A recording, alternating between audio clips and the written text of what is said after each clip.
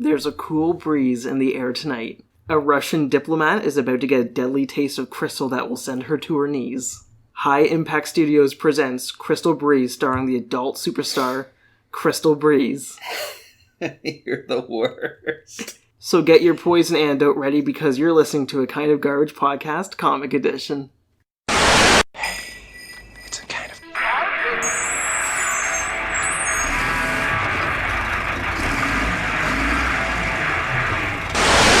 So, my comic choice today was a High Impact Studios book.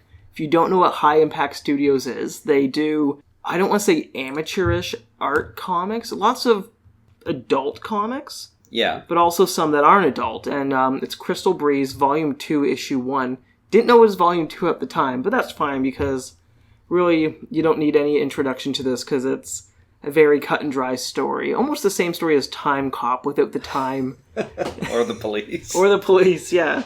So, Crystal Breeze is an assassin out to kill a Russian diplomat. Later, Crystal is hunted by an unknown man who has killed her fellow agents in the past. Mm-hmm. And that's literally what this book is.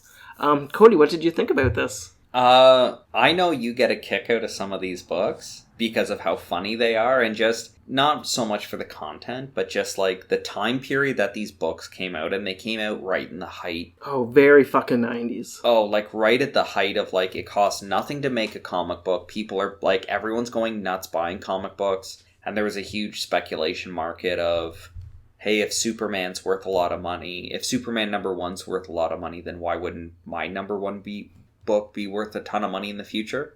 So the market was just like super saturated with content, and there was no one was slowing it down. So this is like the era of musicians had comic books, actors had their own comic books, everyone had a comic book. Anyone who was like even a minor celebrity, it was so cheap. Comedians had comic book, like everyone could just make a comic book. The licensed comic books from movies, TV shows was, I want to say, winding down at this point. Yeah. But now that Dynamite is around, that's really where all the licensed books are. Yeah. This is that era, and I just love it because you get such a kick out of the fact that some of the people who like tried to get in on this market, because this is not the only book that has been done by like an adult actor who's like, will come out with a line of comics where like, I'm a secret agent. Or Julia Strain. All the heavy metal books that she's done. Yeah, and then I think there's been a ton of Jenna Jameson ones. Oh my god. Gene Simmons had his own line. Not of adult books, but... No, but still, yeah. Leonard Nimoy's Fourth World, I think, was the one. Was that Nimoy, or what was the William Shatner one? Oh, who fucking cares about William Shatner? But yeah, everyone had a comic book, and just in some seedy part of like the valley in Los Angeles, just where like in the 90s, like where like all like the LA porn was coming from. That's probably true, yeah. Just like people were sitting there in their fucking houses being like, I got it, we'll come up with a comic book. Like, now, with that said, calling this an adult comic, I would say it's more mature readers. There's no genitals in it. There's boobs, but... Yeah, well, there's like a sex scene, but you're right, it's pretty tame. And I know like there's so many trashy like adult comics. Oh yeah. You have so many of them just... as reading and then laughing at. Yeah. Because even with High Impact, they did... High Impact, I think, merged with another comic studio, ABC, which I think stood for Another Bad Comic Company, something like that. Where they did Art Attack and Bad Apples, I want to say, which is the one where the chick is pulling out baseballs on the string out of the girl's butt. So I was expecting something as graphic for this one, and no, we got a tame comic, and I'm impressed. A tame comic by a competent artist. Yeah, the art, there's some subject images in it, but for the most part, it looks fine. It's all black and white as well. Yeah, so I'd like less people to pay. Exactly, and I think that kind of was one of the things during this era was like you could go to a publisher with a concept. And it was so low risk to get it out there that if it took off, it took like for every 100 failed projects, if one did take off, that was it. You were set. Like, and I don't even know how comic book stores got these books. If they were in Diamond or whatever distribution network you had to go through. Whatever it is, but you've shown me some of these ridiculous books you have. And in the back, there's normally because this is pre, well, I don't want to say it's pre-internet, but it's like right at the cusp. It's right at the cusp of the internet, and it's right at the cusp of online ordering. But a lot of it is like the back of these books is literally just like it's like a really trashy Scholastics. Oh yeah, they're like pamphlet where it's like, if you like this title, you might also like all this trash. My favorite for a lot of those forums is when you see them, they show the cover, and if it's a cover with nudity on it, they like censor it out, and I'm like, why would you be censoring it out? Because this book has way more graphic stuff. Yeah. Not this one in general, but some of them have worse inside the book than what's in the previews. Well, I'm assuming that if a store bought 25 copies of Crystal Breeze, I'm assuming it came with like a slip in the envelope that was just like the back page of one of the books where it's like, here's an ordering form of all the other titles we have. All 6 Crystal Breeze issues do have nude covers as well. Yeah, and then that was the other thing is this is right in the era of like variant covers and retailer specific covers, and also like convention covers where hey, we're going to sell this book, but we're only going to sell this cover at this convention, so you have to come to get it, or you have to order it. Or from what I could tell from my quote-unquote research for High Impact Studios, it looks like they did under 40 individual comic books, not including variant covers. Yeah. And one was a Comic Con exclusive. No, I won't say Comic Con, because they wouldn't have been invited to that, but... Oh, I'm sure they had a table. Yeah. I guarantee they've had tables at conventions, which is fine. Like, they're a publisher, but it's... What I love about this is kind of... When we go comic shopping, and we go through bins, and we see, we have found... This is not an exaggeration. We have found entire long boxes of Ravage 2099 issue number 1. Yeah, if you've listened to this podcast... I think we mention it all the time, because we found... and Robin 2. Oh, yeah, Robin Year 4, and like all these goofy books that just... Turok. Yeah, that just came out right at that time. We found a couple areas that we buy comics from that are just warehouses. That just let us dig through long boxes and find what we want, and it's usually $1 a book or $10 for 20 books or whatever it is.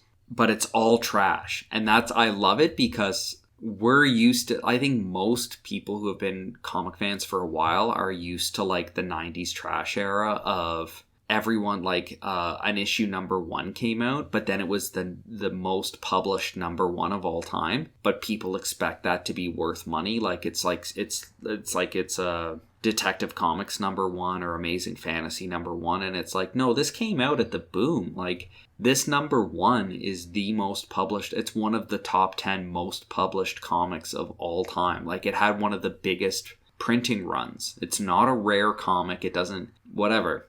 So a lot of the comics, like, there's just bins of them now, sitting in warehouses if they haven't been recycled. So what I love about these, like, high-impact books or any of these other books that you have is that they all came out in that era, and you know they did, like, a pressing run of, like, 5,000 books, and you know, like, 2 weeks after they came out, someone was just throwing them in a garbage bin out of the trunk of a Cadillac, just being like, why did we put money in this? Like, you know that, like, yeah, these books are out there and they exist, but, like, so many unapologetically have just been pulped or recycled or burnt or thrown in the trash because there's, like, the speculation value of them is absolutely zero. And I love it. And that kind of brings up a whole other thing, too, about, like, the whole how everything now is comic book characters, especially, like, superhero stuff, getting movies. Yeah. That, like, the whole... And, like, none of this is new, that what we're talking about, but, like, the whole speculation market swinging towards, like, oh, I heard,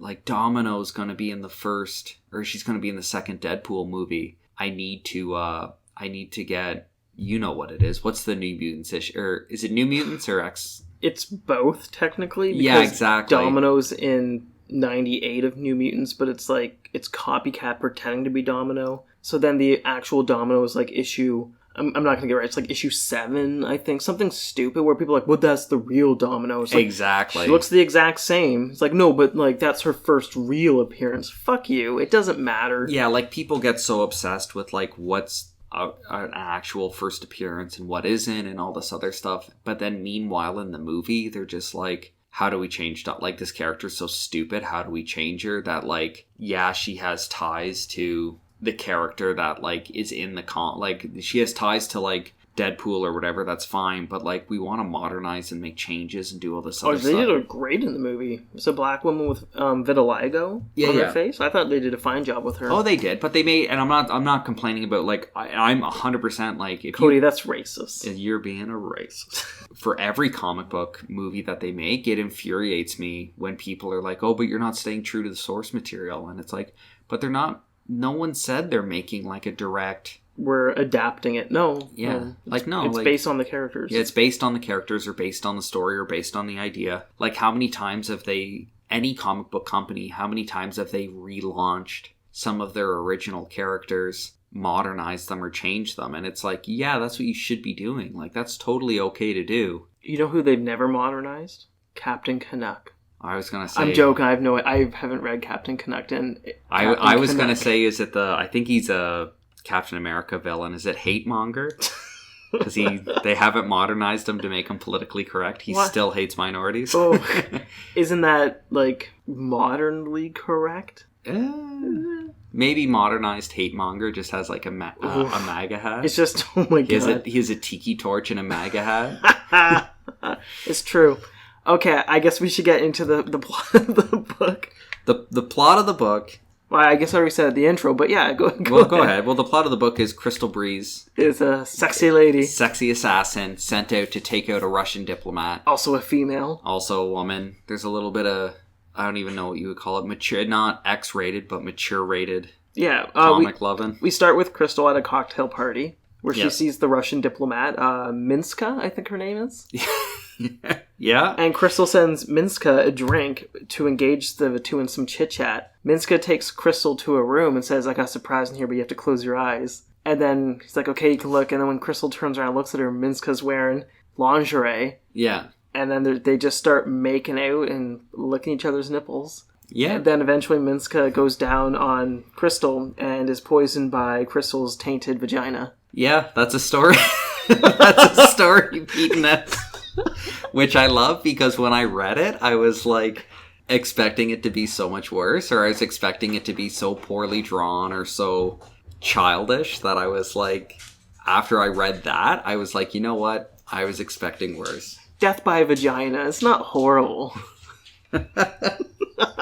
My favorite part of the book was after that scene when she escapes. She goes back to... I'm assuming she's supposed to be a spy. Yeah, she's an assassin. She's like a spy or an assassin, and she's supposed to work for the CIA. Or some... they don't specify. Well, no, but like a government agency that would somehow have ties to like her being an assassin to take out a Russian diplomat. Mm-hmm.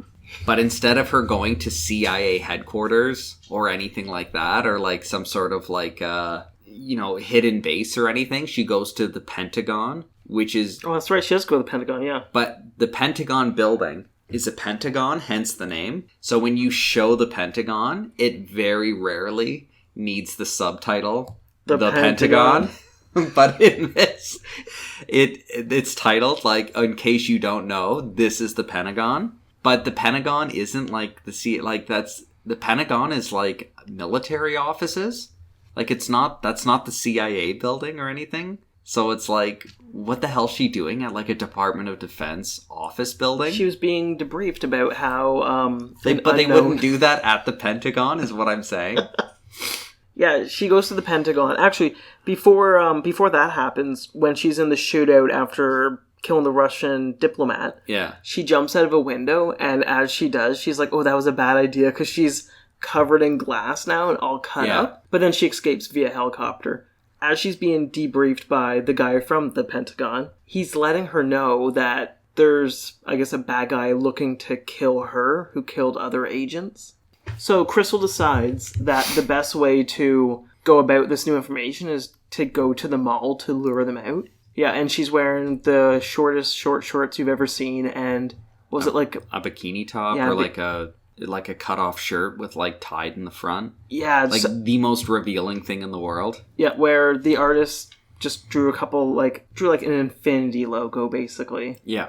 So as she's going through the mall, she decides that it's time to leave. And she doesn't realize this, but the bad guys have planted a bomb under her car or in her car. So she asked this security guard something to go... She's parked her car at a valet. Is it a valet, though? It's supposed to be a valet, because she says, can you get my car? Yeah, and he goes... But then the guy's like, I don't get cars. We're not supposed to get cars. But I'm a valet. Come on, honey. So he goes and gets the car, and as he's driving back, the car blows up, and she's just like, oh, poor boy. Yeah. Like, she just brushes off, oh, that guy died. That's like another trope that I absolutely love in like poorly written media stuff, is when it introduces a character to die. But like the character, like a famous one from a couple of years ago is the Jurassic World movie. Oh, The Nanny? The Nanny, yeah. Who she's a nanny and she kind of doesn't, she's not a nanny. She's chaperone? She's the girl who runs the park. She's her assistant. And then she says, I basically tasked my assistant with babysitting my nephews so I don't have to. And then she kind of doesn't want to do that job because she's obviously an assistant, not a nanny. So the first time it shows her, she's just kind of like, I gotta look after kids. And it's like, instead of the audience sympathizing for her, being like, yeah, this isn't her job and they're not her kids. Like, this is not what she signed on for. The movie twists it so the audience is just like, yeah, what a bitch. And then and then for being a bitch, she gets eaten by a dinosaur. And I love when media does that because, like, they don't get that, like, they try to do the thing where they're like, if you're going to set up someone to die, try to have that person be an unsympathetic character, or I try to have that person like, so the audience isn't like, wait a minute, did that innocent family, like, you know what I mean? Yeah, she got Pierce Brosnan from Mrs. Doubtfire. Yeah. He didn't do anything wrong. He was a perfect gentleman. Yeah, he did nothing wrong, but like the audience has to hate him. Fucking taking Robin Williams' kids away. Look at Robin Williams is a nice, mentally sound man. Just cross-dressing to see his family. But then the movie portrays Pierce Brosnan, who does nothing but try to help that family out. Yeah. Like, what a piece of shit. He's the hero. Yeah. It reminds me of the theory of Jingle All the Way. Do you know the theory? Sinbad is out to get his kid a Turbo Man doll. Yeah. He said his kid was sick. Turboman. Turboman. And the fan theory is that Sinbad's kid is actually dead. Oh, no. And that he's just going out to fulfill his kid's last wishes. Yeah. To get that doll for him. Yeah, so there is no kid. He's gone. Yeah. But Sinbad's just a crazy dad. But that's like the best part about Jingle All the Way is it portrays Sinbad as the movie's villain. No. It was, Oh, Phil Hartman's another one. He's a horrible villain. Is he? Yes. He's just the neighbor. He's trying to... Oh, these cookies. Oh, these cookies. I gotta get the recipe from Les. Put that cookie down now! But that's just Schwarzenegger projecting, like, his insecurities onto Phil Hartman. But then it's the same thing with... Did he try and rape the mom in that, though? No. I'm pretty sure he... I don't think Jingle All the Way has an attempted rape scene. Maybe I've only seen the Christmas cut. I'm pretty sure there's a homosexual assault in that movie. I don't know. I'm not going to rewatch it. I'll take your word for it. So if anyone ever asks me, do you remember the rape scene in Jingle All the Way? I'll go, yes. But the Sinbad character is Arnold Schwarzenegger in that movie. But then out of nowhere, it's just like, but he's a bad guy. And it's like, but he's doing all the same stuff he is. So anyways. Well, I was going to say, he dons the bad guy's costume. So he literally becomes the bad guy. It's true. What were we talking about? Hang on, we're going to go back to adult comics in a minute. But I love in media when they do that, and then it's like, but they get it wrong. So they literally have a scene where a valet who says, actually, ma'am, like, I'm on my break, or actually, ma'am, like, I park cars, you're the one who's supposed to, like, go get it, or someone else goes gets it, and she's like, come on, sweetie, get my car. And this kid's just like, yeah, okay. And then he sits in it and then just burns to death behind the wheel of a car. Like, the most horrific death you could die. To be fair, he wasn't drawn very well. No. There's some panels, holy shit. They're bad. Oh, yeah. I just love how that character is introduced to die. But if you wanted to do it, you could have been like the valet smoking a cigarette, and then she goes, "Excuse me, can I have my car?" I'm on my break. And he goes, "I'm on my break. Yeah. I'm on my break, toots." And then she's like, "I'm in a hurry." And then he's like, yeah, always nagging at me. And then he sits in the car and kaboom. And it's like, oh, you know what? This guy was a jerk. I don't feel bad about him dying. If they just had him sit down and be like, oh, look what she's wearing. She's just asking for it. Yeah, like have him do something like that. And then when he immediately dies in a car fire, you go, good. At least he was a piece of shit. Like, don't have a character do the main character a favor and then his die family horribly. won't miss him. Yeah. As they're in the mall fighting... After this valet, this perfectly normal, nice guy dies, there's a part where she's fighting the bad guys shooting in the mall, like shooting innocent people. And there's dialogue from one of the bad guys that says, "Die, you're dead." And I was like, who wrote this? Like, there's some amazing art, amazing dialogue. But the book ends with her getting caught and then like held by a guy while another guy sticks her with a needle and drugs her and she passes out. Yeah. And that's literally how the issue ends. I'm just like, I want to read the second issue because it literally leaves on a good cliffhanger. And then I think, well, that's another thing we could get into is when something leaves on a cliffhanger, that like saying a cliffhanger, like this book isn't even on a, there's no, this book's so dumb that it's like, is it a cliffhanger? Yeah, she was drugged. Oh, she could have died, but she was drugged and they're taking her. They want her to die. Why would you drug her then take her? You're shooting at her. Yeah, you're right. I get it. Like, we got her. Okay, should we kill her? No, but we were shooting at her and we rigged her car to blow up. Yeah, but we got her. But we get her. We can put her in the basement forever. Do you think it was done intentionally? That, like... Oh, I think that the person was drawing the pages and he realized it's on the last page. What do I do? Oh, just drug her. Drug her. No, do you think it was done intentionally that the main villain, like, uses drugs to subdue a woman, but then in the opening sequence of the book, Crystal Breeze uses drugs to subdue a woman?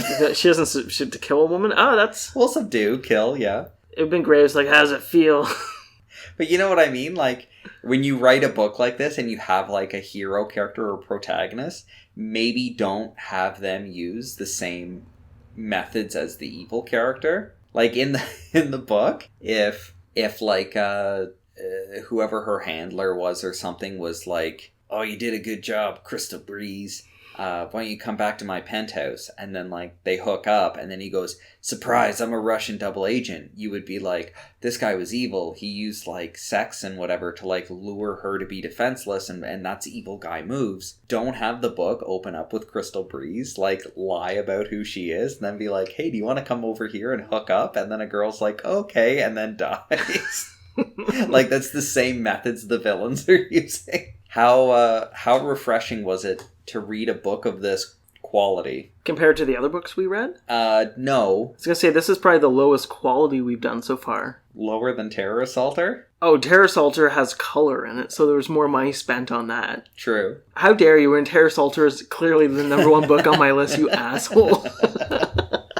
How do you feel, though, about reading, like, an adult book where they actually hired an artist who got things like anatomy correct? Oh, it was good, other than the few things I showed you that I didn't really agree with. So, adult comics... I assume he was in high school when he did this. No, I don't think so. On a scholarship to university for art. No.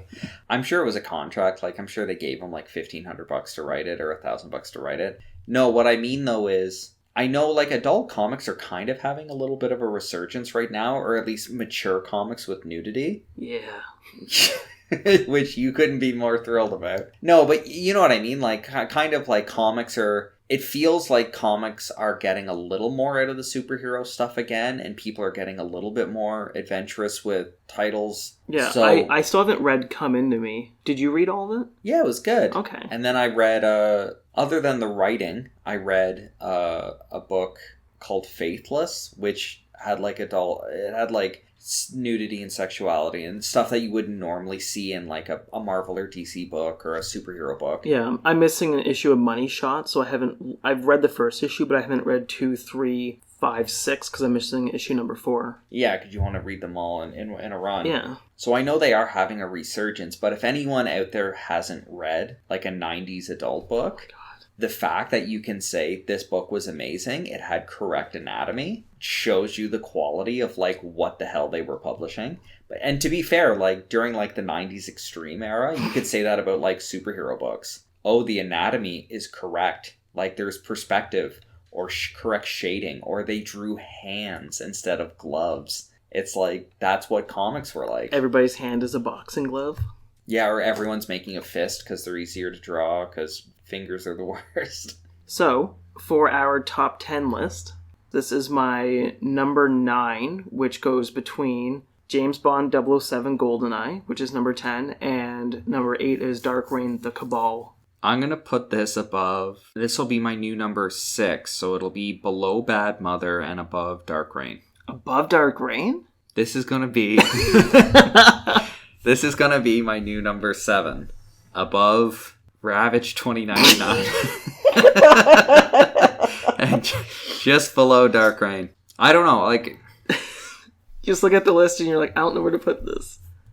This is wild. Like, yeah, I'm just, like, reading the comics that we've read. It's just, they're all over the road, and they're just trash. Some of them are good. Some of them are trash.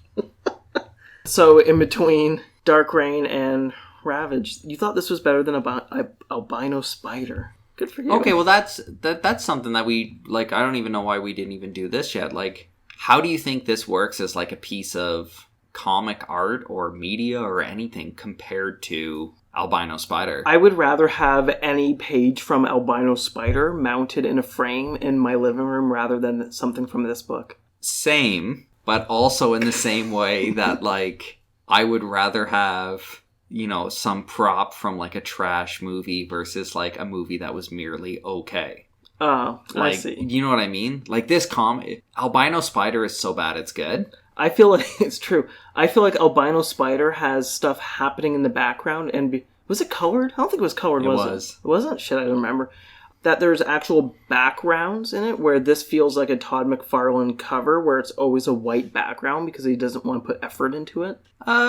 Like his run on Spider-Man. Like the Toddy Boy run, where all the comic books where like Spider-Man and the villain run around, white background. Like, what are you doing? You got paid to do a cover and you don't even do a background. No, I get it. I think maybe Albino Spider succeeds because it takes risks and it's insane. And even though it's not good, at least you can give it credit for being like, this is the weirdest fucking thing I've ever read. Where Crystal Breeze feels like you created a bot to write you the premise of like a softcore porno, and it's just like, yeah, let me check all the boxes of like secret agents and double crosses and, you know, like every cheesy thing you could think of. I agree. Did was there a movie adaptation of Crystal Breeze? Oh, there's lots of porno movies in it where I'm sure she's called Crystal Breeze by name. Because that's her porno name. Yeah, that's sorry. Yeah, did we mention that she's a porn? Well, she's an adult superstar, but she was also in movies with Tracy Lords. From when I looked at her Wikipedia, so I have no idea. So yeah, she's an adult actress whose stage name was Crystal Breeze. Yeah, and the book is called Crystal Breeze, but it's not like the book is. It's not a biography. No, it's not a biography or anything. But the book, she doesn't kill people with her vagina. I'm sure she has. The pre-condom era. I'm sure some people caught some stuff. I think it's funny that like this literally was like a piece of branding. This is Americana. Yeah, it's trashy 90s Americana. I think that it's interesting that this whole book is just like a giant marketing piece of branding for her Crystal Breeze brand. Like just to get her name out there and make her name more open to the public. Do you know what I mean? Yeah, I hope she does, like, those adult conventions and people plop this comic in front of her and she goes, why the fuck would you bring this? Well, I think, like, that's what I mean. Like, obviously, when you think of, like, if you think of, like, 90s porn stuff, you think of, like, Jenna Jameson or Ron Jeremy, or you think of, like, the names that... Melissa Were you going to say Melissa McCarthy? Is that what you think of? Yeah, I meant to say Jenny McCarthy. No, wait, which one was Jenny? Wasn't Jenny McCarthy the girl from 90210? Wasn't that the girl that dated Jim Carrey? Melissa McCarthy is from Gilmore Girls. Yeah. I don't think of porn when I think of her. I don't know. I don't know enough. I know like the bare bones. Me neither. Yeah, me neither. This is all new to me. No, I think it's like there's obviously like the names that like jumped over into mainstream. Did you even say Pamela Anderson? Yeah, that's what exactly. Like that's what I mean. Like, but she never did porn other than her leaked tape. Yeah, but she did like Playboy stuff. But you know what I mean? Like when there's I think Carmen Electra did Playboy stuff. Mm-hmm. Like there's people that kind of got famous from that and then jumped over to have a bit more mainstream appeal. And I have a feeling that like in the 90s, comics were so cheap and so easy to do, and the publishers knew that there was a market for almost anything just based on speculators as well, that you could come out with a comic that would try to help you jump ship to mainstream. And I think it's funny that, like, I have no idea who Crystal Breeze is. I've never heard of her until reading this. And then we did research and found out who she was. And I'm sure she's not the only one that's done this. But it's pretty funny to read a comic where the entire premise of the comic was like, what if I make this? And then people who are into comics know who I am. And it kind of broadens my appeal. And then I can start, like, maybe I'll get a guest spot on a TV show. Maybe I can, you know, do whatever. I think that's funny. Not as funny as you thinking Melissa McCarthy's a 90s porn star. But thank you very much for listening. Thank you. As always, you can find us online through our social media accounts on Twitter and Instagram, both at A Kind of Garbage. You can also email us at akindofgarbage@gmail.com with any questions or comments you may have. Be sure to check us out at akindofgarbage.com, where you can find links to our Twitter, Instagram, and YouTube pages, as well as our Patreon page at patreon.com/akindofgarbage, where you can get access to our private Discord channel and Patreon-exclusive podcasts. Thank you again for joining us, and be sure to tune in next time.